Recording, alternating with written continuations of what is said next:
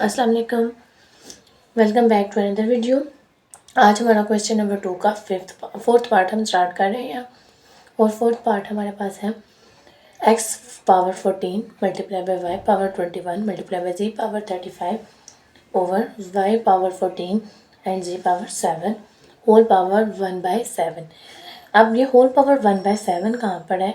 तो जब भी हमारे पास √7 हो इस तरह से तो हम उसको पावर फॉर्म में लिखते हैं 1/7। अब हम सबसे पहले इसको पावर फॉर्म में लिख लेते हैं। तो ये हमारा इस तरह से आ जाएगा x 14 multiply by y 21 multiply by z 35 y 14 and z 7/1/7। ये पावर जो होल है 1/7 है। इस होल 1/7 का मतलब ये है कि x की भी पावर 1/7, y की भी एंड z की भी, लेकिन x, y, z की सेपरेट पावर्स भी हैं। और जब हमने दो पावर्स को कंबाइन करना है तो हम यहाँ पर मल्टीप्लिकेशन करते हैं पावर्स की। वही स्टेप हम यहाँ पर कर लेते हैं। तो z 14 multiply by 1/7 then y 21 multiply by 1/7 z 35 multiply by 1/7 into y 14 multiply by 1/7 multiply by g 7 multiply by 1/7। अब हमें दोबारा से यहाँ पर जो पावर्स हैं वो फ्रैक्शंस में आ रही हैं और न्यूमिनेटर डिनोमिनेटर क्योंकि कटिंग होती है हम वही करेंगे। 7 1 ज़ा 7 एंड 7 2 ज़ा 14, 7 1 ज़ा 7, 7 3 ज़ा 21, 7 1 ज़ा 7, 7 5 ज़ा 35, 7 1 ज़ा 7, 7 2 ज़ा 14, 7 1 ज़ा 7 एंड 7 1 ज़ा 7।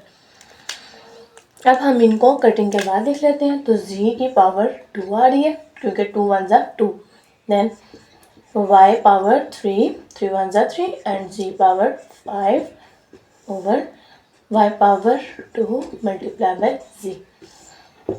अब जो हमारे डिनोमिनेटर हैं इनकी पावर्स को अगर हम न्यूमिनेटर में ले जाएं, जैसे कि हमने स्टार्ट में पढ़ा था कि पावर्स हमारी जब माइनस में हो तो हम उनकी पोजीशन चेंज करते हैं। मतलब वो डिनोमिनेटर में होता है तो उसको न्यूमिनेटर में कर देते हैं, अगर वो न्यूमिनेटर में है तो वो डिनोमिनेटर में आ जाता है।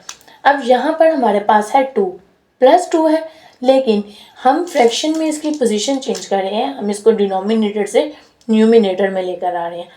तो इसकी पावर क्या बन जाएगी? माइनस में। तो ये हो जाएगा x 2 multiply by y 3 multiply by z 5 और ये आ जाएगा y minus 2 and z minus 1 क्योंकि हमने इसके डिनोमिनेटर को ख़त्म कर दिया। अब आपको एक चीज़ और बता दूं कि जब हमारे पास क्या हो रही हो, मल्टीप्लिकेशन हो रही हो और बेस होती है ये नंबर्स, ये होते हैं एक्सपोनेंट्स। जब हमारी बेसिस सेम हो तो हम एक्सपोनेंट्स मीन्स पावर्स को ऐड या सब्ट्रैक्ट कर सकते हैं।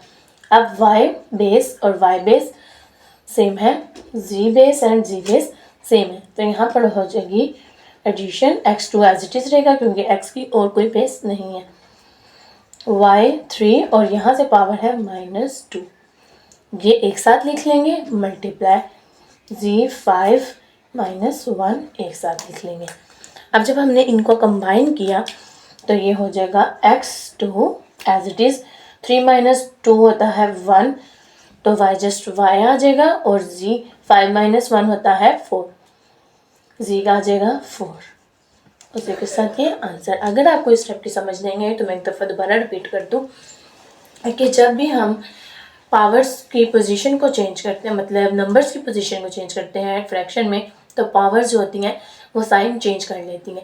अगर यहाँ प्लस है इसको डिनोमिनेटर से न्यूमिनेटर में लेके जाएंगे तो ये माइनस हो जाएगी। अगर इसी तरह अगर हम न्यूमिनेटर से डिनोमिनेटर में आएंगे तो भी जो पावर है वो चेंज हो जाएगी। और फॉर एग्जांपल अगर यहाँ -2 होता तो ऊपर जाने पर वो क्या हो जाता? +2। और दूसरी बात, अगर हमारी बेसिस सेम हो तो हम पावर्स को ऐड और सब्ट्रैक्ट कर सकते हैं।